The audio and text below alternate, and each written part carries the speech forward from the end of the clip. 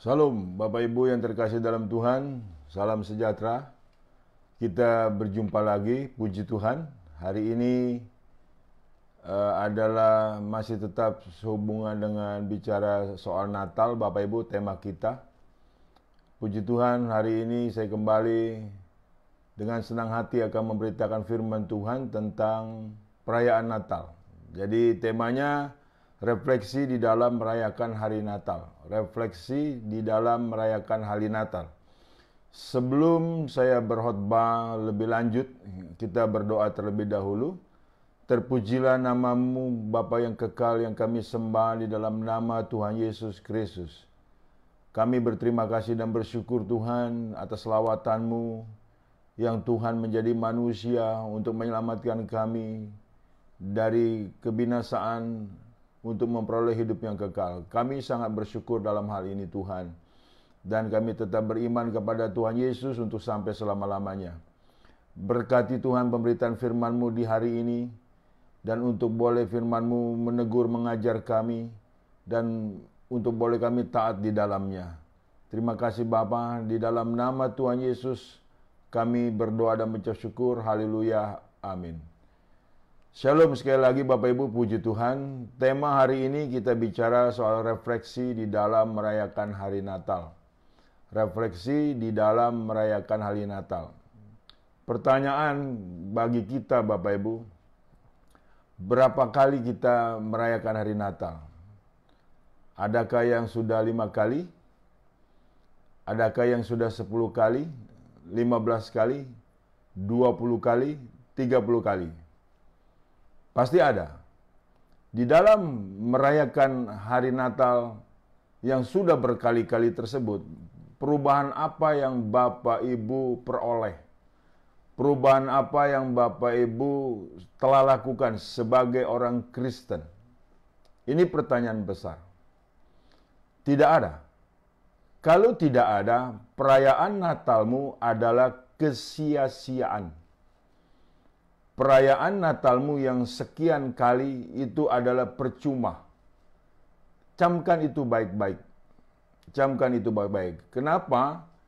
Sebab kalau tidak ada refleksi dalam perayaan hari Natal, Bapak Ibu, enggak ada gunanya. Tidak ada perubahan apa-apa, apalagi tidak ada berguna, Bapak Ibu. Iya kan? Berkali-kali merayakan hari Natal, tapi masih tetap jahat. Berkali-kali merayakan hari Natal masih tetap najis. Masih tetap tidak berubah. Tetap di dalam karakter buruknya. Tetap di dalam manusia lamanya. Jadi bakal apa merayakan hari Natal? Hanya sekedar hura-hura. Hanya sekedar hawa nafsu. Dan akhirnya di dalam perayaan hari Natal tersebut muncul sakit penyakit. Darah tinggilah, kolesterol tinggilah, bisa stroke malah. Iya kan, mabuk-mabukan apalagi, saudaraku. Nah, ini satu nilai kekonyolan di dalam merayakan hari Natal. Seharusnya tidak demikian Bapak Ibu. Camkan baik-baik.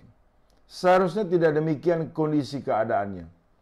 Setiap kita yang merayakan hari Natal ini harus ada perubahan yang signifikan, perubahan hidup.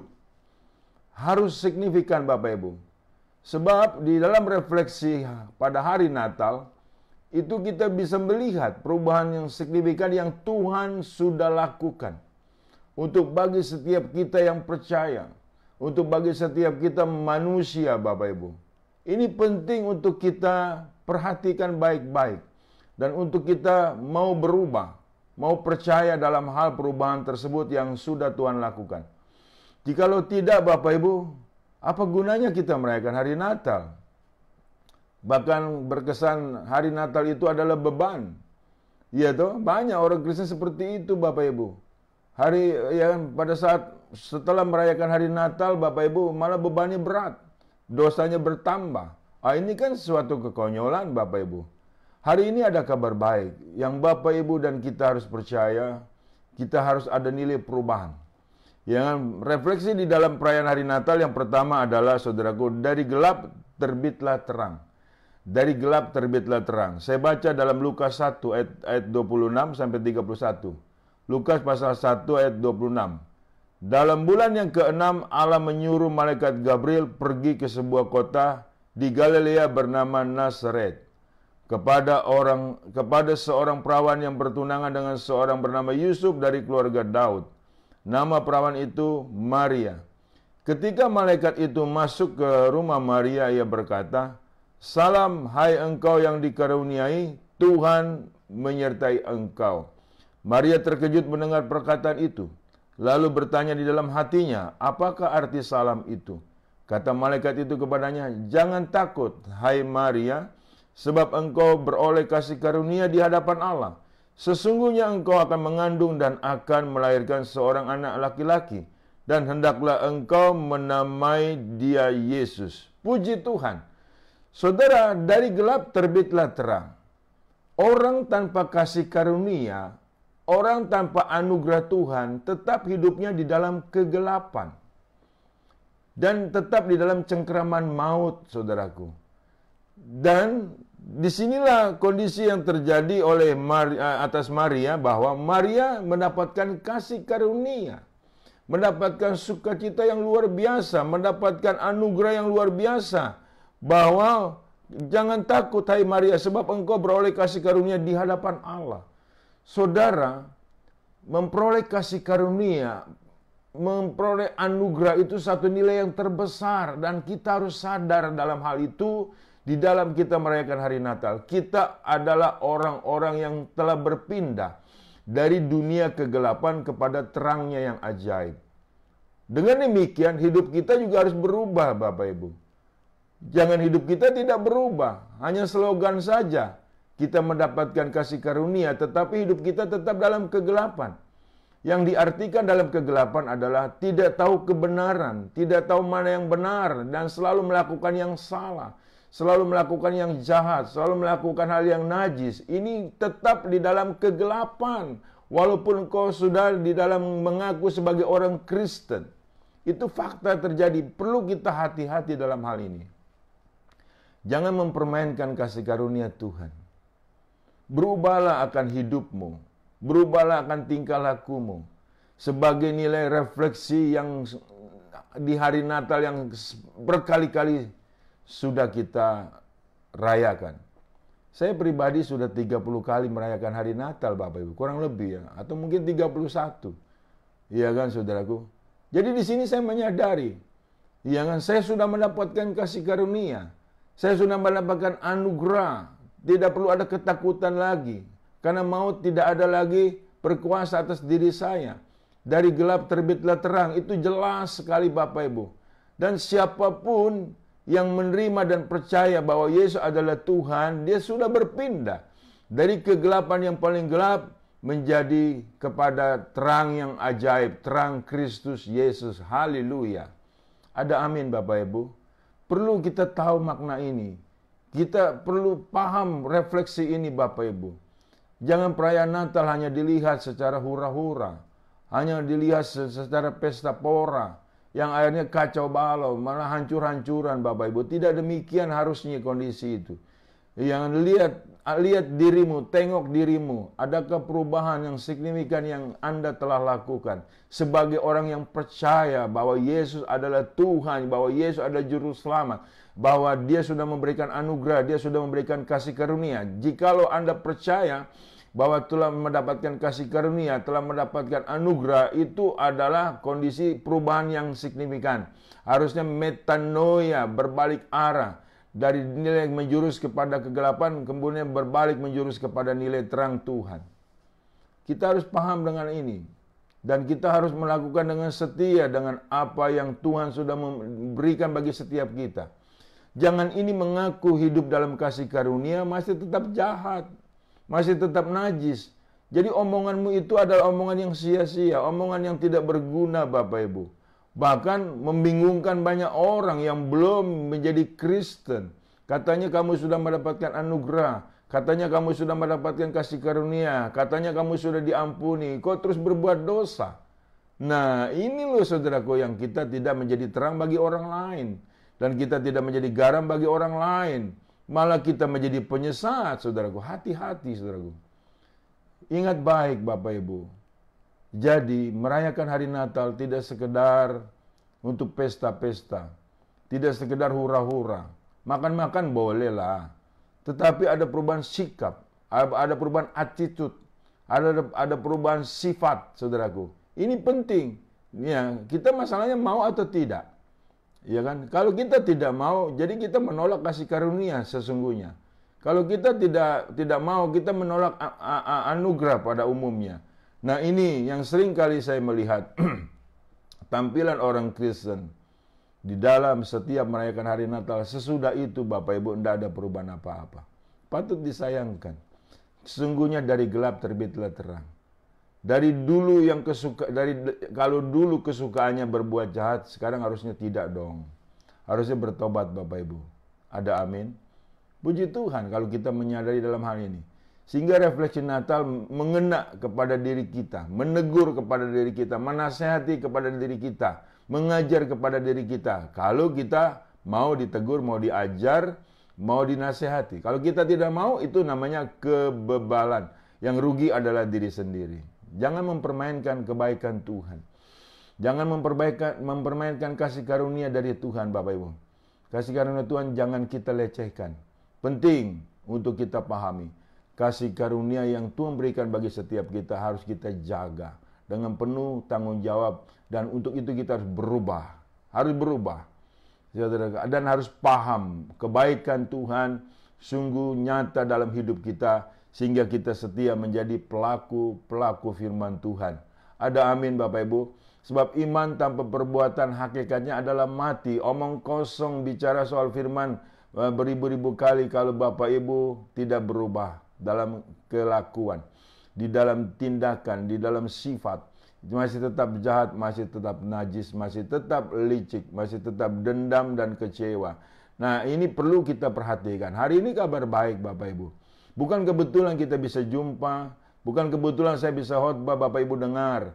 Saya nggak percaya peristiwa kebetulan. Ini adalah kabar baik bagi setiap kita untuk memperoleh kasih karunia. Karena kasih karunia Kristus Yesus untuk semua manusia, bagi yang percaya, bagi yang mau menerima dengan sukarela, dan bagi yang mau berubah. Dari gelap terbitlah terang. Ingat baik, tanpa kasih karunia manusia hidup tetap di dalam kegelapan. Dia tidak tahu mana yang benar dan mana yang tidak benar.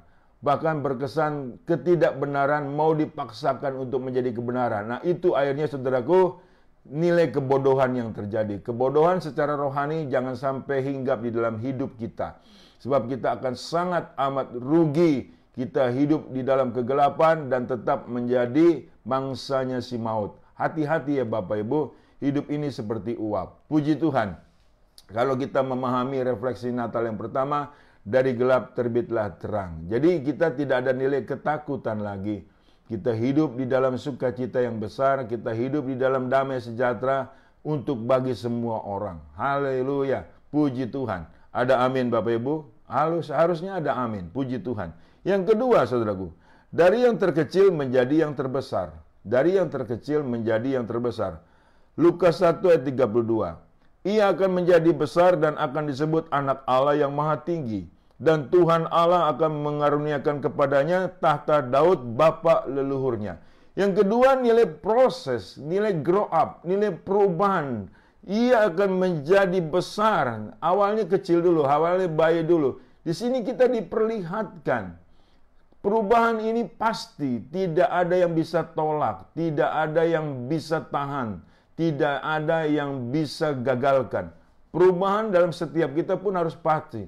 Jadi saudaraku, orang Kristen itu harus mengerti akan nilai sebuah proses. Untuk demikian kondisinya supaya kita tidak lagi percaya dengan hal-hal nilai yang instan Bapak Ibu. Semua serba proses. Yesus sendiri di kandungan Ibu Maria itu 9 bulan Bapak Ibu. Ini nilai proses. Sayang sekali kalau banyak orang Kristen yang tidak mau diproses. Anggap saja penderitaan yang kita alami saat ini, kondisi masalah yang kita alami masalah ini sebuah proses. Tinggal kita introspeksi. Kalau Bapak Ibu menderita, ada persoalan, ada masalah, tinggal introspeksi. Apakah ini hasil perbuatan dosaku? Ya bertobat. Apakah ini sebuah nilai ujian? Ya diproses. Harus ada proses Bapak Ibu. Semua untuk mendapatkan hasil adalah nilai proses yang harus kita lakukan. Kalau nilai-nilai instan itu pemberian dari si jahat, Bapak Ibu. Iya kan, mau kaya mendadak. Iya kan, apalagi mau sekolah tanpa sekolah, mau ijazah. Itu, waduh.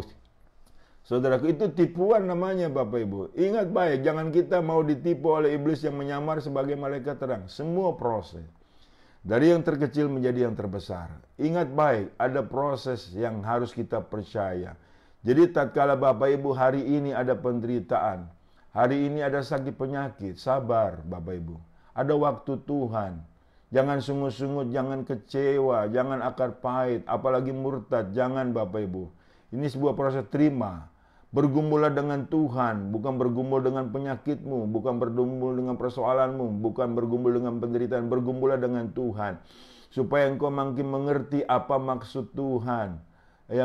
Supaya engkau mengerti apa tujuan Tuhan engkau diproses semacam ini. Sebagaimana Ayub Bapak Ibu. Dia mengatakan setelah melalui proses dan berhasil dikatakan, apa yang dikatakan? Dahulu aku apa kata orang saja tentang Tuhan. Sekarang mataku melihat soal Tuhan, tentang Tuhan. Puji Tuhan. Jadi prosesi yang kita alami Bapak Ibu sebagai nilai kehidupan yang wajar seharusnya.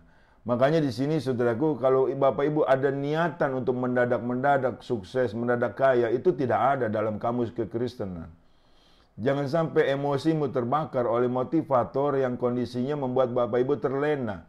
Padahal engkau adalah harus setia dalam proses yang sedang engkau kerjakan dan lakukan. Ingat baik, semua kita ada proses. Yesus pun demikian, dia turun menjadi manusia. Dia melalui kandungan Ibu Maria.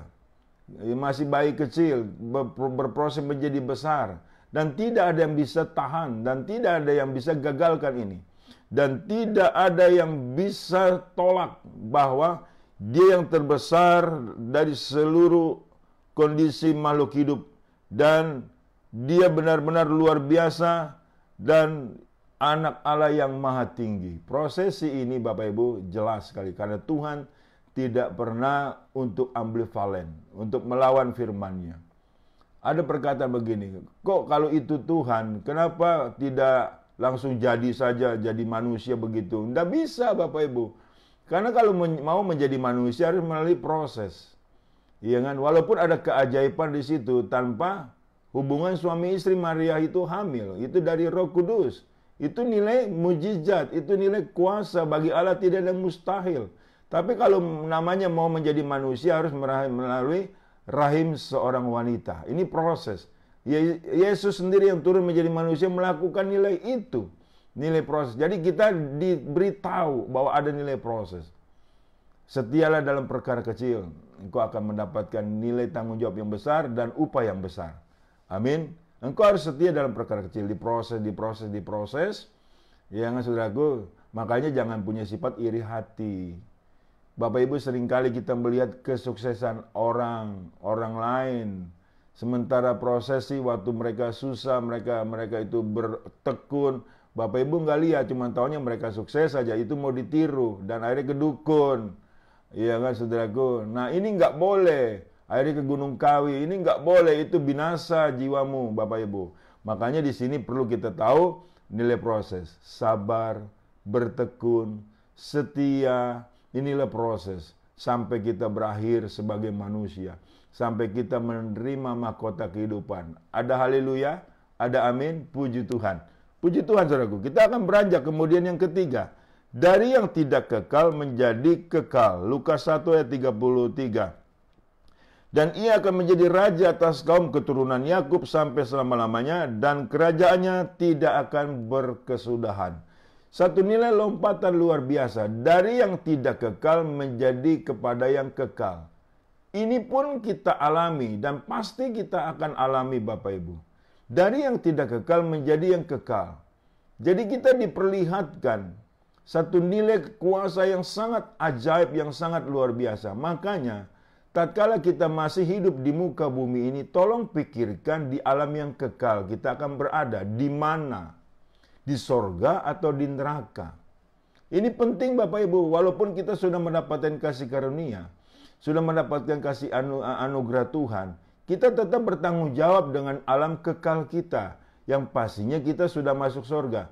Nah, kalau ini kita tidak pertanggungjawabkan, namanya kita hidup sembarangan, dan itulah yang menyia-nyiakan kasih karunia. Kita akan mati, Bapak Ibu. Di sini tidak kekal.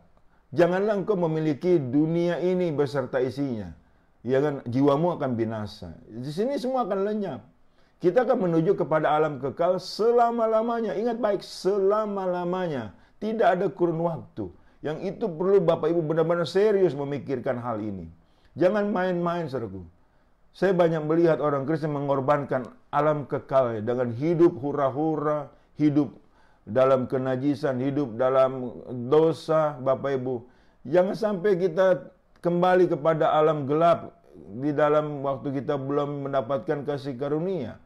Sebab di Ibrani pasal 10 ayat 26 jelas dikatakan bahwa kalau engkau bikin dosa lagi dengan sengaja, dengan apa lagi engkau diampuni. Tidak ada lagi, saudaraku, pengampunan dosa yang kesekian kali. Sama saja engkau menginjak-injak karya anak domba Allah. Penting untuk kita waspadai dalam tingkah laku kita. Kehidupan kita. Paulus sebetulnya sudah mengamankan di dalam kematiannya. Hidup adalah Kristus, mati adalah keuntungan. Nah, kalaupun aku masih tetap hidup, adalah untuk menguatkan iman kalian. Jadi hidupnya Paulus dalam kematian dia sudah amankan hidup karena Kristus. Mati adalah keuntungan. Tatkala dia diberikan masih hidup umur panjang, itu hanya untuk menguatkan iman para saudaranya, para muridnya, para orang Kristen lainnya, saudaraku. Agar apa? Agar Paulus tidak mengorbankan hari kematian yang sudah menguntungkannya. Banyak orang Kristen, saudaraku, mengorbankan hari kematiannya dengan pikiran yang nekat, pikiran-pikiran yang pendek. Itu mah urusan belakangan Pak Pendeta. Kita nggak tahu kapan mati. Memang kita nggak tahu kapan mati, tapi bukan urusan belakangan. Kita harus bicara di muka, Bapak Ibu. Kita harus bicara di depan soal kematian kita. Kita sudah harus ada prediksi. Kita harus ada keimanan. Kematian kita harus masuk surga di dalam Yesus Kristus. Itu janji Tuhan. Tapi tatkala kita abaikan ini, pasti kita melakukan hal-hal dosa lagi. Janganlah begitu, Bapak Ibu. Kita harus menyadari. Ya kan? Kita harus menyadari, saudaraku, hidup kita akan menuju ke alam yang kekal. Saya percaya kalau Bapak Ibu waspada dalam hal ini, Bapak Ibu dan saya akan berjumpa di kerajaan surga. Ada amin, Bapak Ibu. Hidup ini sebentar. Dibutuhkan nilai kesabaran. Iya kan? Walaupun Bapak Ibu seberapa berat penderitaanmu, sabar. Jangan melakukan tindakan penyimpangan iman. Dengan cara pergi ke dukun, dengan cara meramal nasib, dengan cara pergi ke kuburan, meminta kepada roh-roh, arwah-arwah yang sudah mati. Enggak boleh itu, Bapak Ibu. Itu adalah perilaku sinkretisme. Menduakan Tuhan, menggabungkan kekristenan dengan yang bukan kekristenan. Itu bicara soal berhala. Berhala tidak boleh hidup di dalam kehidupan kita. Kita tidak hidup di dalam berhala, kita hidup di dalam Kristus Yesus. Penting sekali.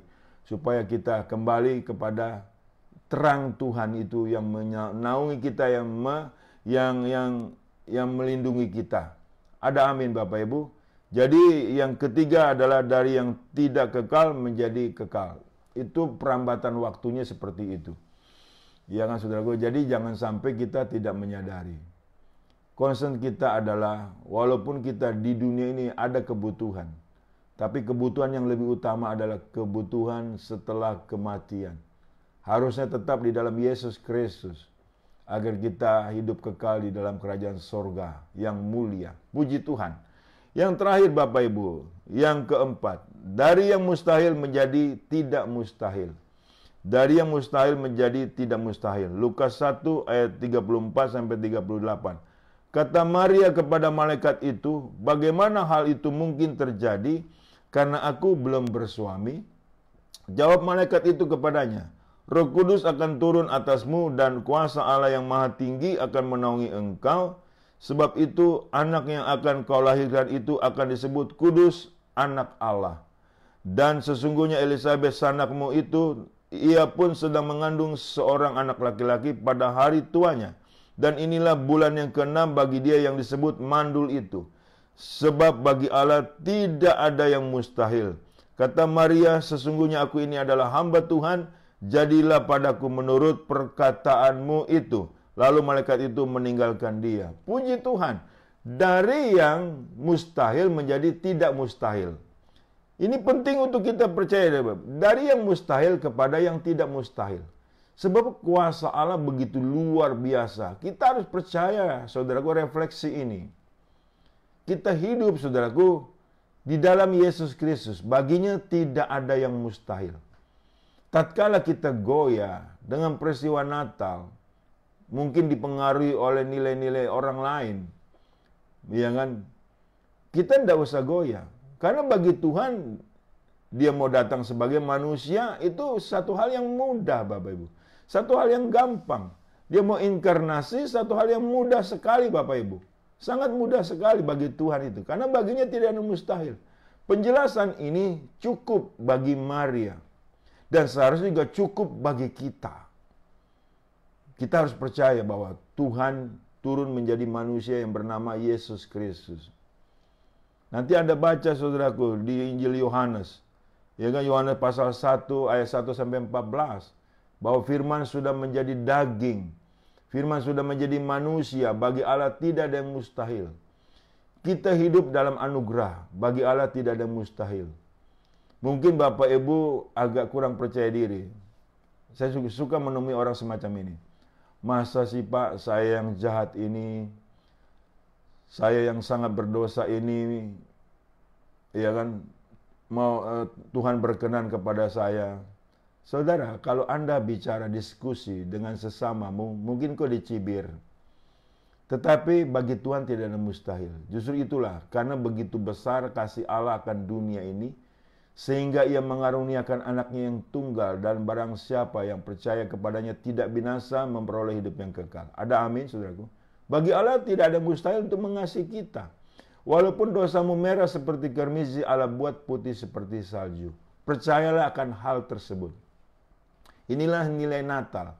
Inilah refleksi dari Natal, Bapak Ibu. Bagi Maria tidak banyak cincong.